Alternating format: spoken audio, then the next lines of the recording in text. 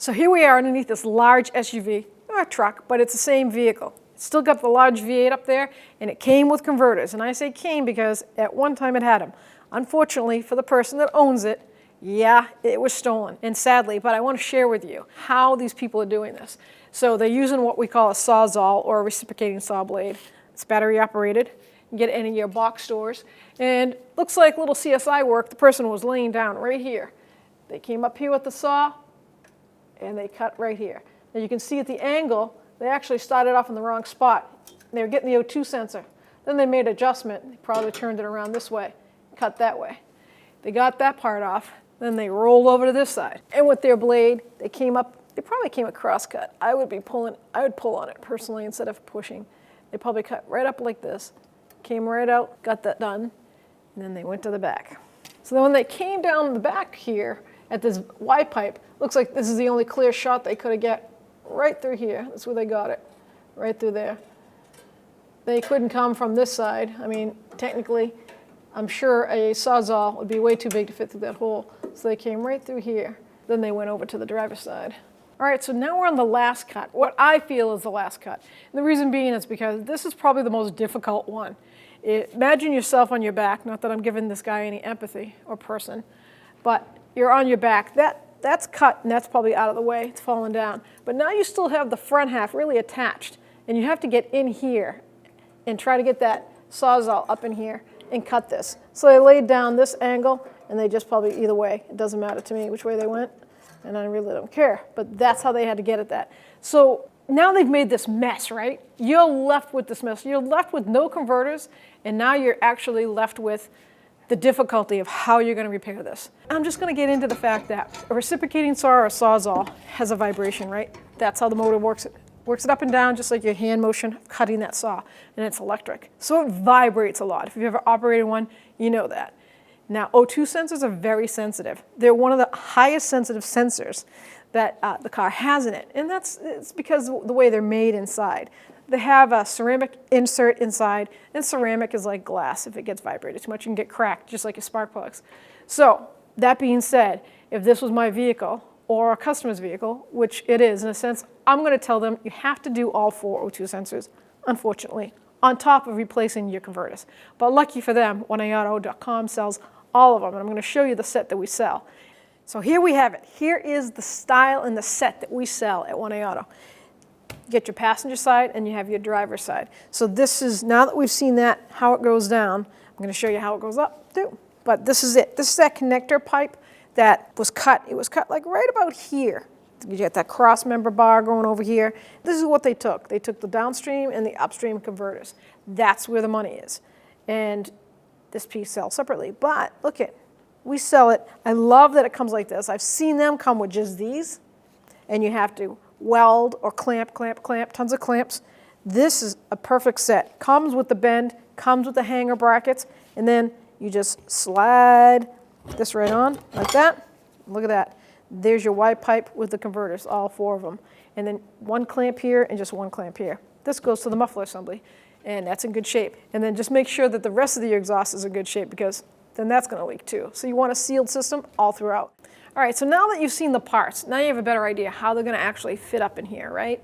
So the first thing I would do is take this tin shield down. Now, I'm pretty sure most of the cars come with these.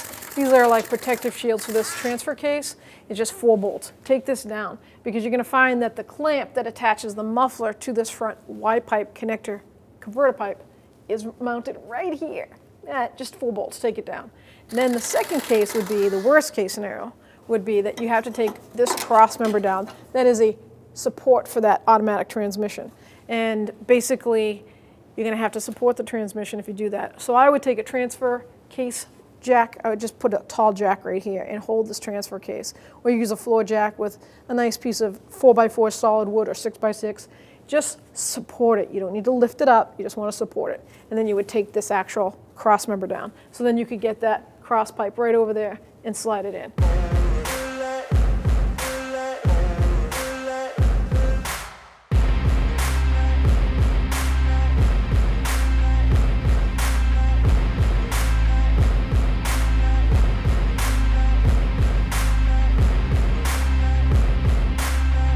So right here you'll notice when we dismount this transmission crossover, you undo the transmission mount and the actual hanger for that bar, that cross pipe. So it's a bolt-on because you can't slide that through, obviously. You won't have the swing from the exhaust pipe, so make sure you, when you put the cross member back up and that transmission mount, make sure before you put the cross member up to mount that bracket for that hanger.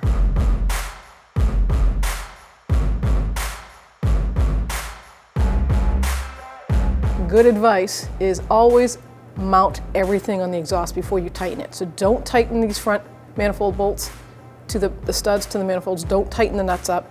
Get this whole exhaust together, mount it, and then make sure it's clear from hitting any cross members, heat shields, and then tighten everything by hand slowly, back and forth from one side to the other to make sure the exhaust gets pulled right up and still doesn't hit, because there's nothing worse than an exhaust vibration when you go down the road.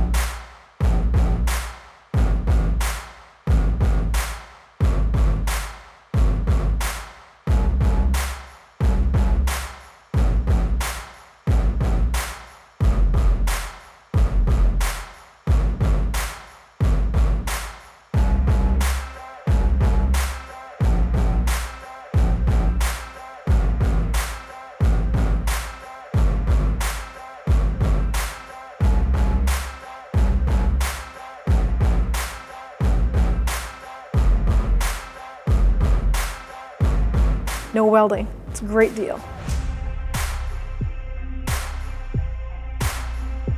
Now that the exhaust is up and it's tight, it's not hitting the heat shields or anything, now's the time to put in all 4 new O2 sensors. You don't do it prior because you don't want to damage them. So now the exhaust is tight, put your O2 sensors in. Well, here you have it. It's completed and it looks great. It fit really good too. It wasn't even hard. I mean, like sometimes exhaust can be a little difficult. Like once again, you just want to give it a quick run over, make sure it's not hitting any shields. This cross member, make sure you can adjust. Feel free to adjust this metal hanger bracket, because I've noticed in all my years that sometimes with storage or shipment, those metal brackets get bent. So if you have to manipulate it a little bit with a pry bar, it's no big deal. It's what happens. Well, I hope you enjoyed this video. I enjoyed making it for you. I hope it helped you out. And if you're not a subscriber, please subscribe. And don't forget to ring that bell, because then it turns on all your notifications and you won't miss any future videos.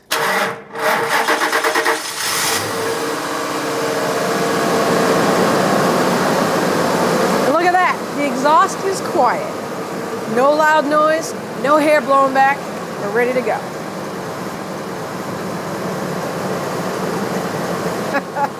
In a little rain.